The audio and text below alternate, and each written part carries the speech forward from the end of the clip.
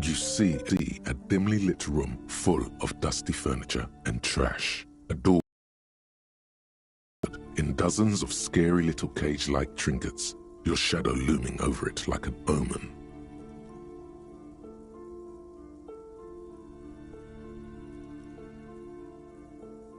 Oh!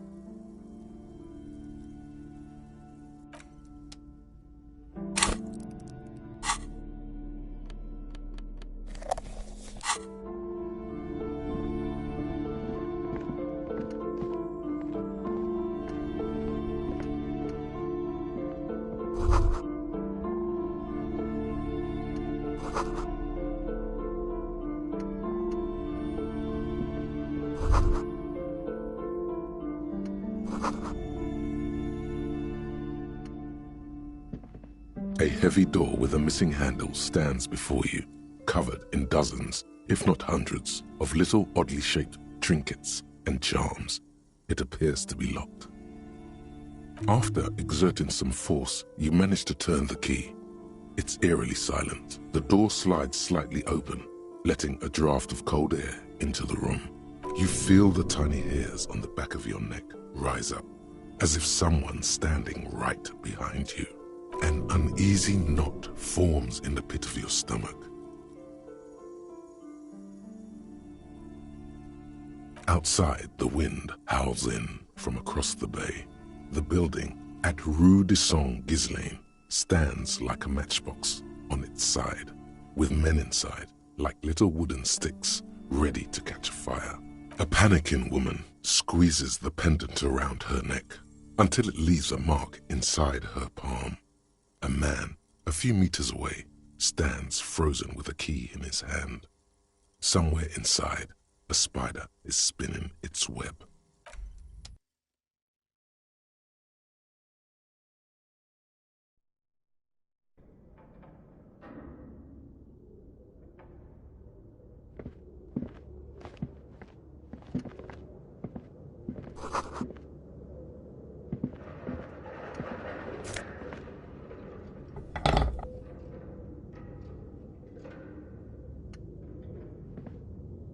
What is this place?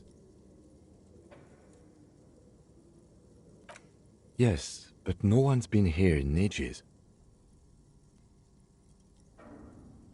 I doubt the electricity still works. Good thing we have a flashlight on us. An eerie feeling rises in your chest. Sounds good.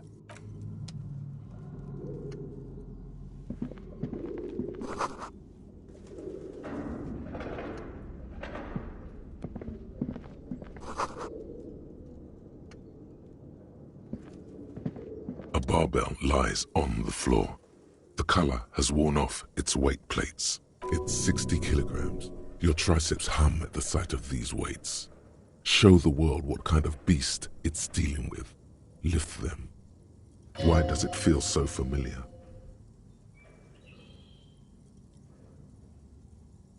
No, it's not that. It's the stale smell of rubber, the squeaky sound of sneakers, your bruised knee against the mat, and a whistle. Then the feeling is gone. It's just a memory from another life, when you were young and fit.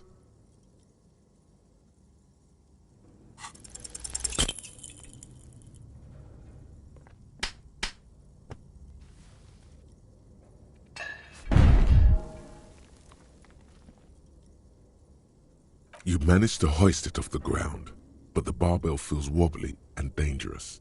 Your hands slick with sweat. Turns out you're no beast, just an old man with bad form. See? See? This place is cursed.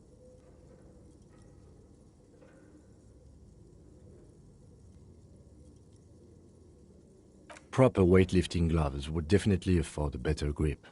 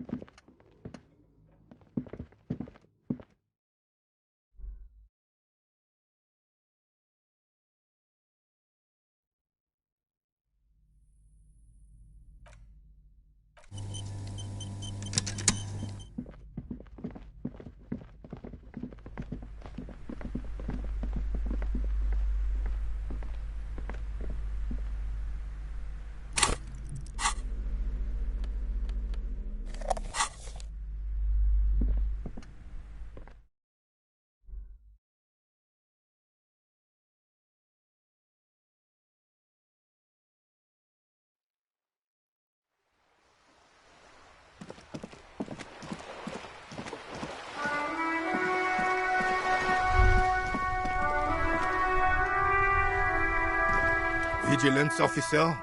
What can this old carabinier do for you? What is this? Are you mocking us? This isn't for pétanque. Now. No need to get angry again, René. I'm sure the officer tried his best. It's not like there's a bull kiosk here in Martinez. The best, huh? This isn't even a bull. But fine. I guess you did attempt to right your hooliganism. Consider it forgiven.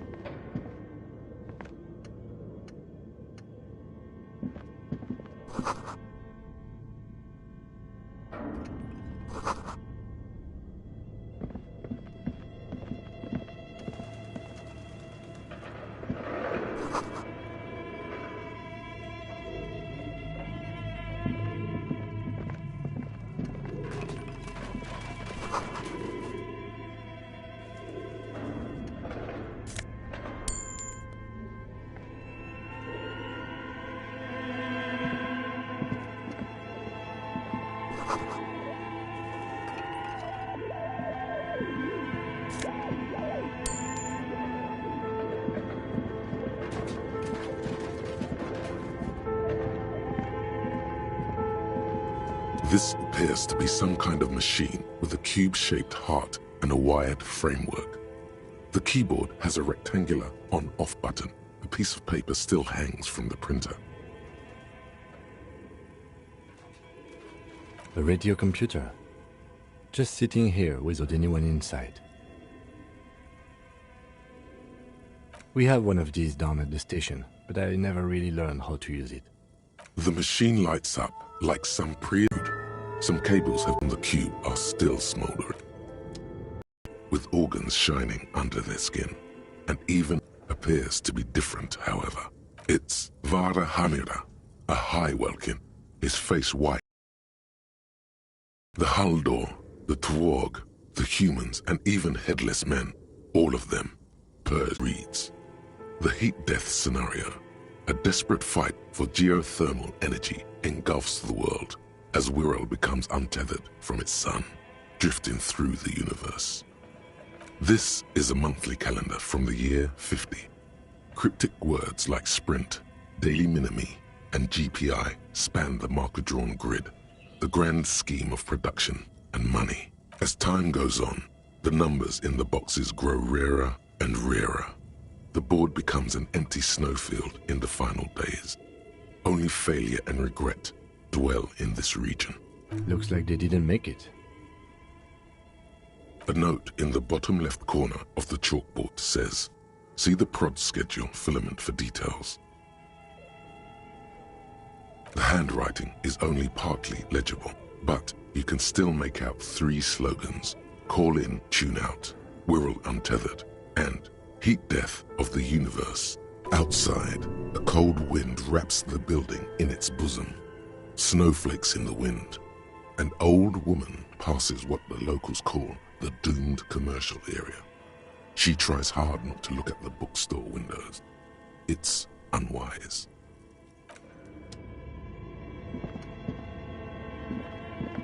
This old fireplace is covered in lines drawn in blue and red marker, the mesh spreading over the stone like blood vessels on alabaster skin. It looks ghostly and strangely ancient. A diagram for summoning some time-forgotten being. The symbols seem very esoteric. Radio frequencies, it seems. UKV 123.6, UKV 123.7, UKV 123.9. Some written notes, too. Sparse and cryptic. Unclear. It looks like a cardiovascular system split into veins and capillaries. Very advanced.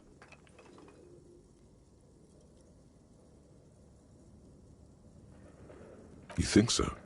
The web is comprised of radio stations, all lead back to one red heart, titled the Game Master Frequency. A note says, this one can listen in on any station it wants. Looks like a surveillance program. Someone very important, the leader of a massive on-air game built by these people. Whoever decides to call in to a call-in station, it looks like.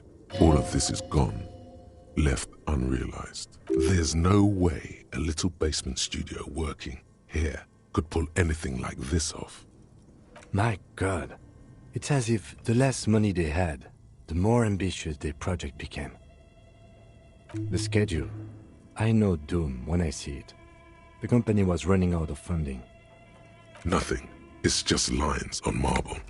An echo from times long gone. No one has used the fireplace in ages.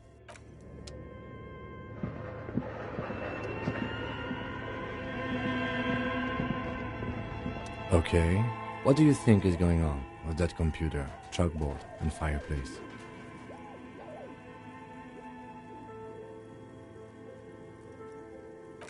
No, that's not it. I think it looks like one of those popular pen and paper role-playing games. Only these people were trying to automate it, make it work on radio computers. Utter madness, he thinks, as a compliment.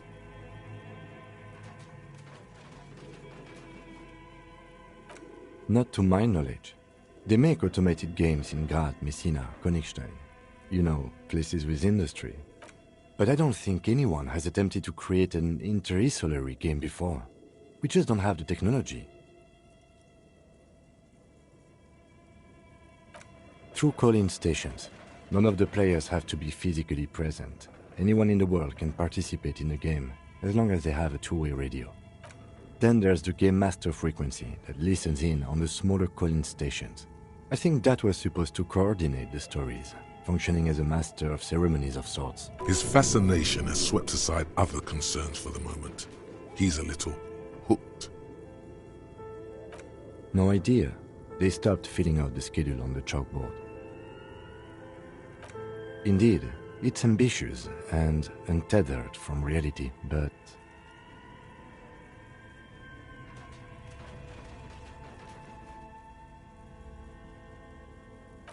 it's too late for that, I'm afraid.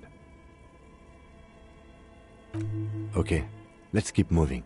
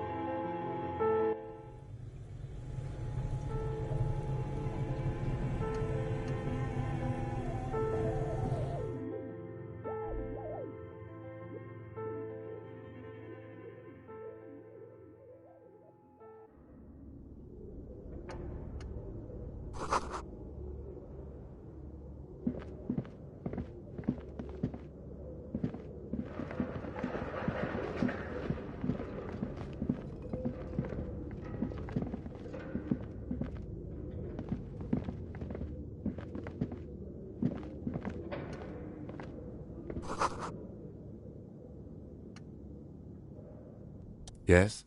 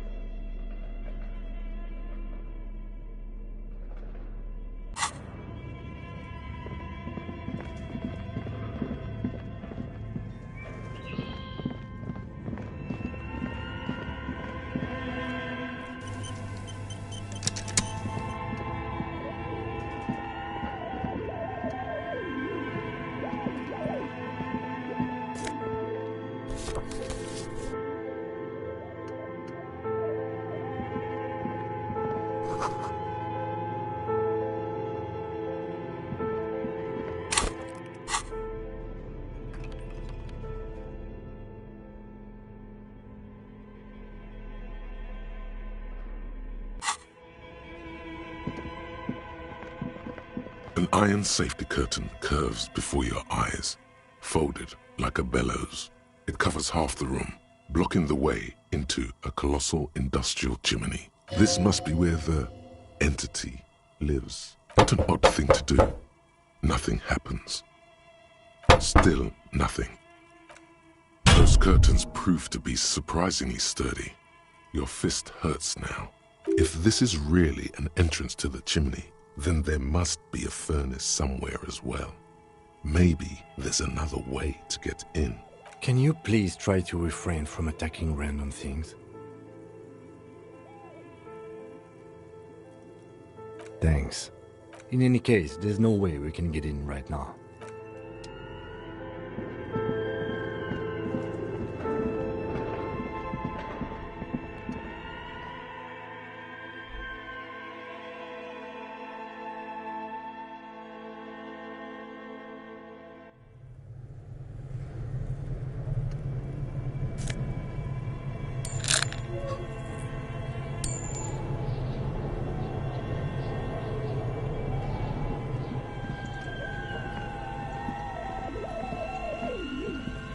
You see a terrifying ice bear with a strange compartment in its belly.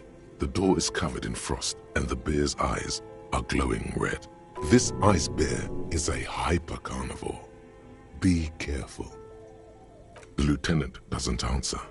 His eyes are glued to the animal. A sharp slice of light shines out from its mysterious belly door. A gust of freezing cold air rushes to greet you. You hear a low grumble as the bear regulates itself. This is the inside of a refrigerator. The lieutenant takes a peek inside. His hand has found the holster of his gun. Of course, just a giant ice bear-shaped fridge. Let's take a look inside. The shelves are empty. All you see are crumpled ice cream wrappers with the brand name, Revachol Ice City. A handwritten note has been attached to the door. The fridge is huge. You pocket the note and the little fridge magnets keeping it on the door. A friendly cartoon bear smiles back at you from a glossy cellophane wrapper. It looks nothing like the fridge. Good question. It looks like an ice cream fridge. I know. What an unfortunate marketing choice. What is even worse, the bear is still costing them money to this day.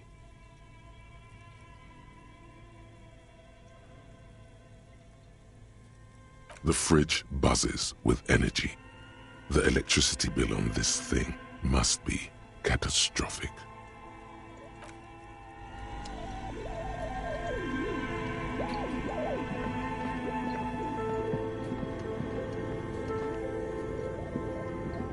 A thick layer of coal dust covers the furnace, coloring it pitch black.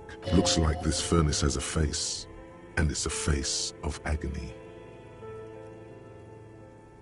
Looks like it. Looks like an old central furnace used to heat the building. It's connected to the chimney. No one has used it in ages. No signs of any recent fire. Only dead rats. It's dark and grimy here. In the darkness you can hear chatter. It's coming from above. A voice or several voices talking to each other. Near the smoke chamber, upstairs. What are you doing?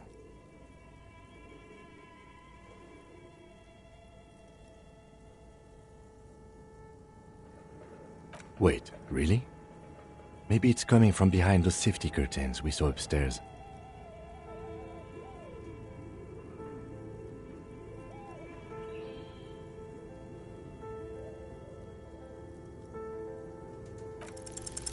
Something breaks loose in you. A mighty bellow echoes throughout the chimney's depths. The chatter of tiny voices above suddenly cease.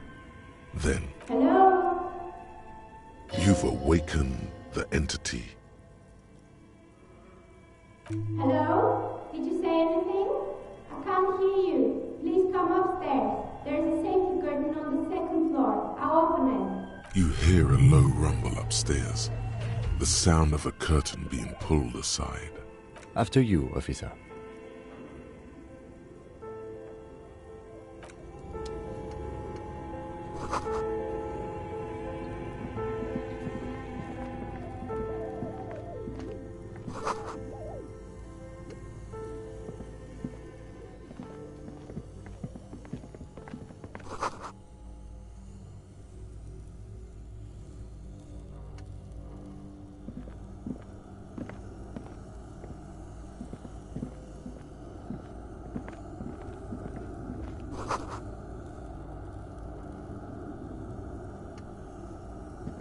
A few bricks have fallen off, revealing a compartment behind the wall. It's too dark to see in. There is, yes. And there also appears to be something inside the hole. Interesting. Do you want to take a look? Your hand reaches deep into darkness and spiderwebs. Rummaging around, you find rusty rifles hidden away. Most of them are rusty and inoperable, like the rest, but one catches your eye. A bolt-action model with a fine wood stock, in better cosmetic order than the others. Take it. You're a police officer. Police officers carry guns. That's a rare sight. Seems to no longer be functional, but still a beautiful thing in its own way.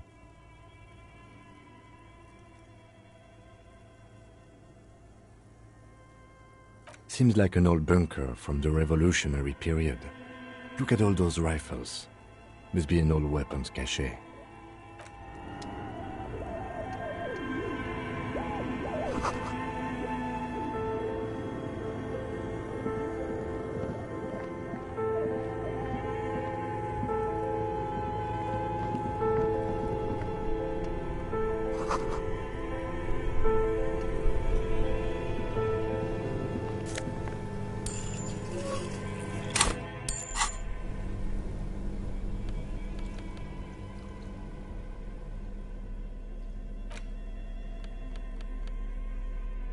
The note is written with a blue pencil on a piece of lined office paper. The kitchen magnets have left spots on its surface. Does it say anything interesting? This is tangential at best, but the lieutenant's detective instinct is still active. Someone has scribbled, S. I can't believe the off-site copy is still here. The illiterate ginger kid keeps stealing stuff from the studio, so I had to hide it somewhere safe. You'll find the filament memory with the off-site copy in the frozen ice cream maker. Please take it home, ASAP. It's important. I'd do it myself if I lived in a civilized place with a freezer. Take care, Sully Swaff.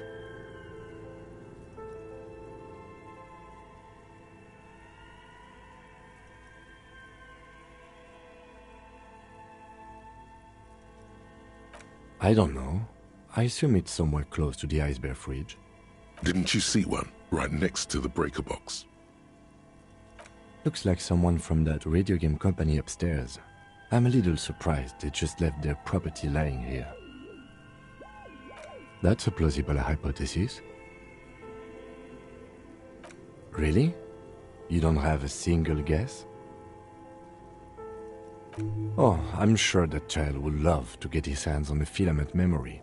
Even if he doesn't know what to do with it, he'd probably try to pawn it for speed, based on our encounter.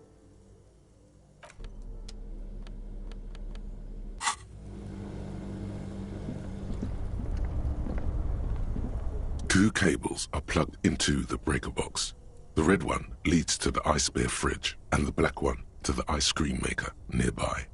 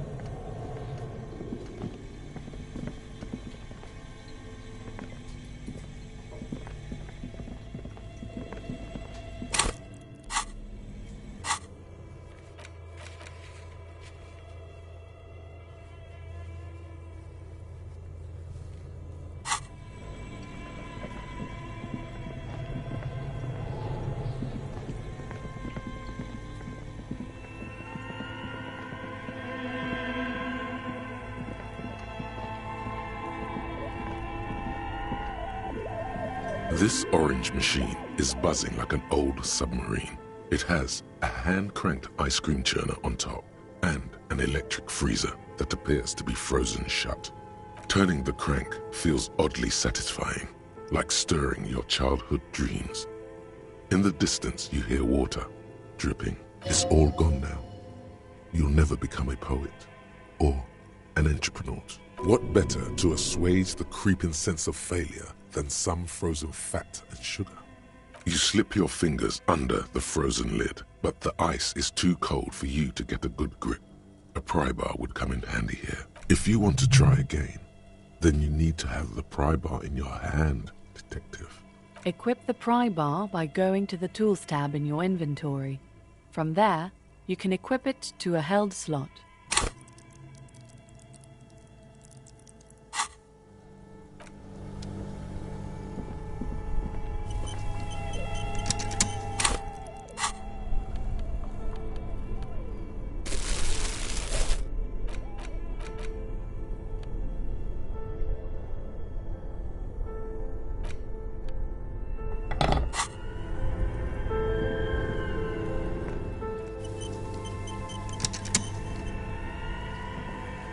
This orange machine is buzzing like an old submarine. It has a hand-cranked ice cream churner.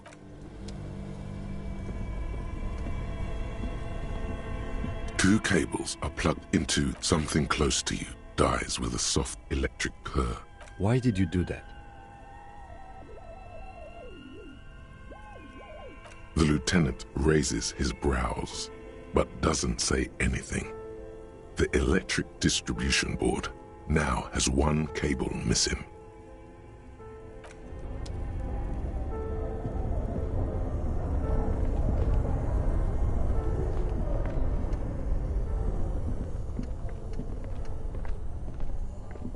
This orange machine is dead still. It has a hand-cranked ice cream churner and an electric freezer. The ice around it slowly melting.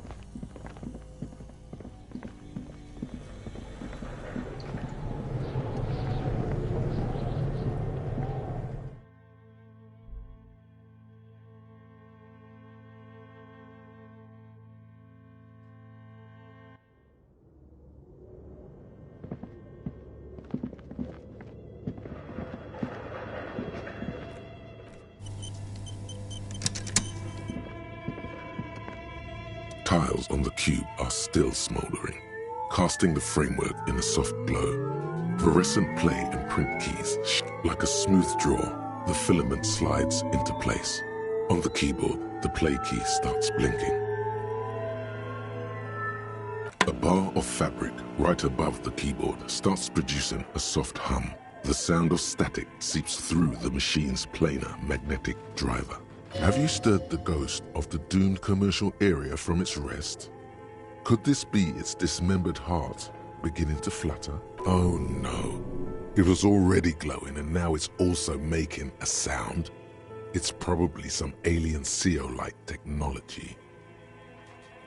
The static gets louder, slowly filling up the abandoned hall, until a voice speaks out, crackling and old, cutting into the air. Good afternoon. Fortress accident en rue de Saint-Ghislaine. This is East Insulindian Repeater Station 1. Please repeat. Is this the production schedule?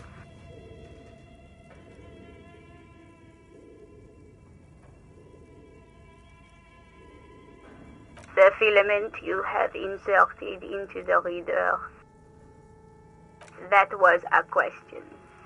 Have you inserted it into the core? Good. Please repeat the password. You should ask her for a hint.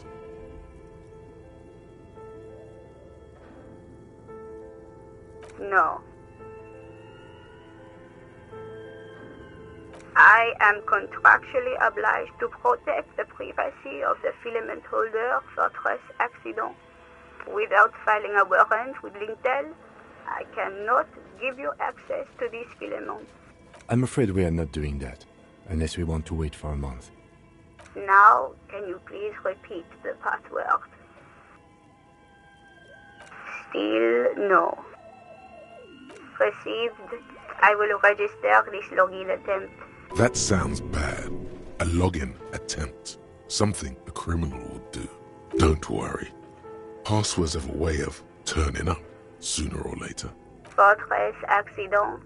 Is there anything else I can do for you today? Thank you, and goodbye. Tiles on the cube are still smoldering, casting the framework in a soft glow. Fluorescent play and print keys show the filament slides out of its glowing nest.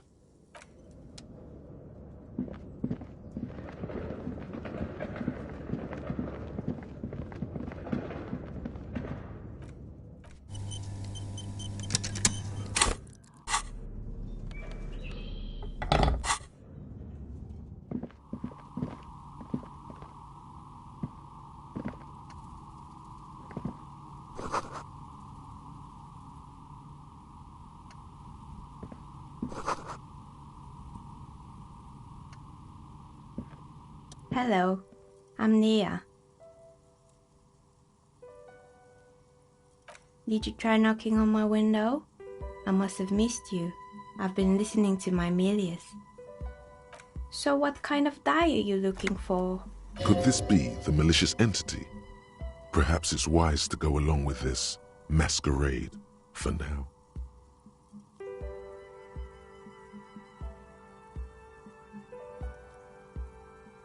Then how did you get inside? By the south entrance? You know what? It doesn't even matter. What matters is that you're finally here. Let's talk dice. Yes, Amelia is like a call-in station. You need a two-way radio to access one. That's why I have these. Mostly, they just teach you to swear in different languages. But some of the stations can be quite interesting. I was so absorbed, I must have missed you knocking. I'm a novelty dice maker. Tell me the name of your role-playing system and I'll make the die you need. That's why you're here, yes? As she speaks, her bone-like fingers fiddle with a ring. Her bones light, but her hands strong. Of course, I can see that. I just thought you were a police officer looking for dice. How else can I help you then? This person means you, or no one else, absolutely no harm. She will answer freely and honestly. Nothing really. I didn't know him. Who cares about the dead body? We might be dealing with a malignant entity here. The lieutenant looks at his notebook, then the woman under the large window. Your window looks directly onto the courtyard. You're saying you didn't see or hear anything unusual last Sunday evening? I'm sorry, detective, but as you know, I usually have my headphones on when I'm working. It shuts out most of the daily ruckus behind my window. Well, there's always something going on in the Whirling's backyard. During daytime, there are usually those kids, and lately I've been seeing a lot of drunk workers hanging about. Must be because of the strike. She's not sorry to disappoint you. Informing on someone in a murder investigation would intrude upon her focused existence. But I never saw anyone during that fateful Sunday night, I'm afraid. It's an odd profession, making dice for people, but I like it. And I prefer doing this to sitting at home. She nods. Anything else, officer? How did I become one? It was a business decision. I was a regular jeweler at first, but that's an unfocused field with too much competition. Some of my friends were role players. They asked me to make some polyhedral dice out of cobalt. That was my first order. I grew it from there. Not especially. I like working with rare materials and a steady pay. And role players as customers? They're nice people. She's thankful for the security they provide her. We're inside the chimney of an old central furnace. It's strange, I know. But when I arrived here, all the other rooms were taken, so I had to build myself a makeshift home. Besides, I don't really have to pay any rent here, so that's a plus. Plaisance was right. There's an entity living in the chimney. You should ask her about the curse. Does it mean she's unlawfully occupying a part of the house? Shameful. Creative.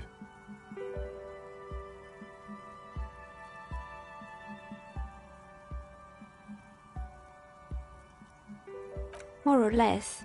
Are you interested in anyone specific? Rats scuttle in the dark rooms, under the abandoned blow dryers and dusty mannequins. Cobwebs cover rotors and radio computers alike. So much failure. Yes, I think it was called Androgynous Orlando or something similar. They weren't a big hit around here. Turns out that working class men don't like genderless haircuts. They're scared of that word. You wouldn't like it either. The others would laugh at you. Me neither. I just want it off my face. It wasn't merely a gym, it was Artemiteps Boxing Club, a community project created to steer at-risk youth away from drugs and crime. Kuno. Who's Kuno? Oh yes, you mean the kid with the sailor's mouth. Yes, I've heard him yelling profanities in the backyard. I think it would take more than a gym to help that kid.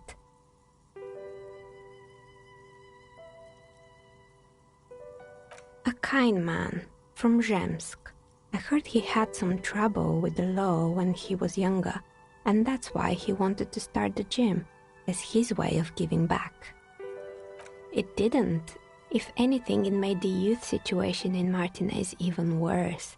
At some point, someone started a rumor that the punching bag downstairs was full of amphetamines. You should have known it. Eventually, the coalition took away the funding and the club went bankrupt. This was a few years ago. It's gotten much more peaceful around the plaza ever since.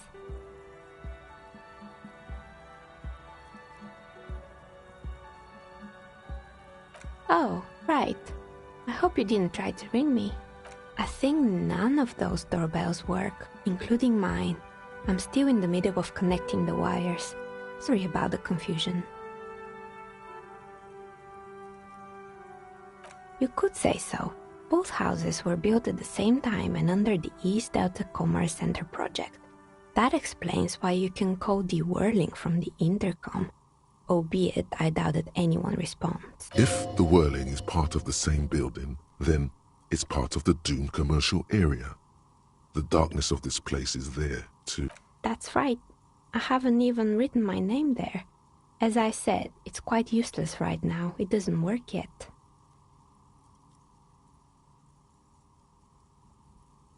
It can't be true. They don't work here anymore. They've been gone for years. Are you sure it was Slipstream SEA? Was it a woman? Maybe it was Plaisance from the bookstore. Tricentennial Electrics? It used to be a major electric company 100 years ago. Are you sure it wasn't just some kids playing a prank on you? No, it was something else. It was eerie. Pranks can be eerie. Oh, the kids these days. We were just one of them, and now they're terrorizing us. No solidarity.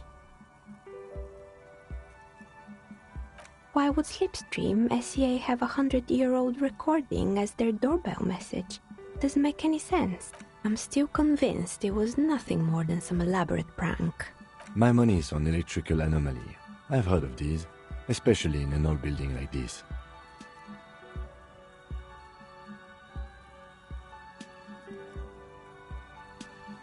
Sure, I'm listening.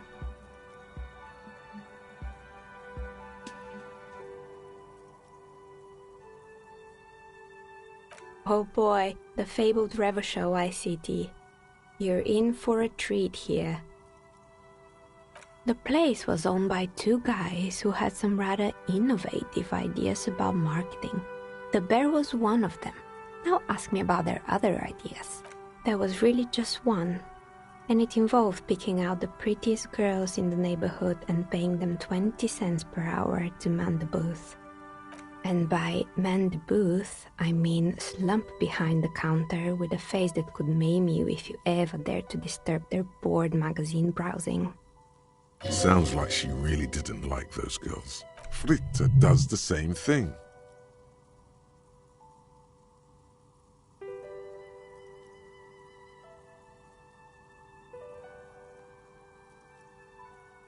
Employing silky teenage girls is a widespread practice, yes. Unfortunately, they always come in packs. I'm talking about acne-ridden girlfriends and gorilla-like boyfriends loitering near the shop. At least that's what happened with Revachol ICT. And they already had the bear. The bear. Of course not. The bear was terrifying. No one wants ice cream guarded by a hostile apex predator. To make matters worse, the fridge didn't work too well either, and half the ice cream came out malformed and partially melted. Eventually, Revachol ICT lost the price war to its rival, Glacé 5000. Glacé 5000 sold caramel sundaes for only 5 cents a piece, out of regular fridges.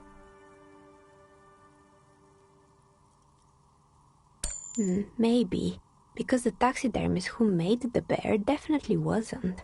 Doing his job, I mean. He said that the bear was his vision beast. He said he met his vision beast while high on desiccants. Called it Megatherion. Scary, but cool. Megatherion, a mega wild beast. It's an imaginary beast that guides you through life by telling you to do more drugs, mostly. A wise and noble beast, guiding you toward the land where the streets are paved with drugs. The horrific necktie tightens around your neck, strangely excited. But it doesn't feel particularly fun this time around. What?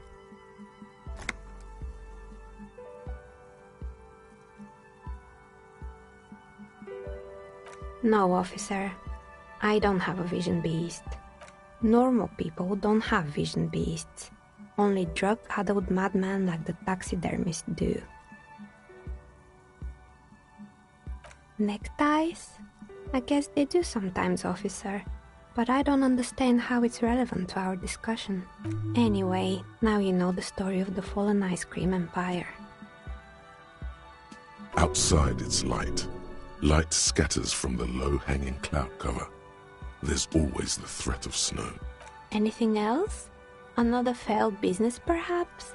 I've been here for a long time. Good. I hope it clarified things a bit. What else?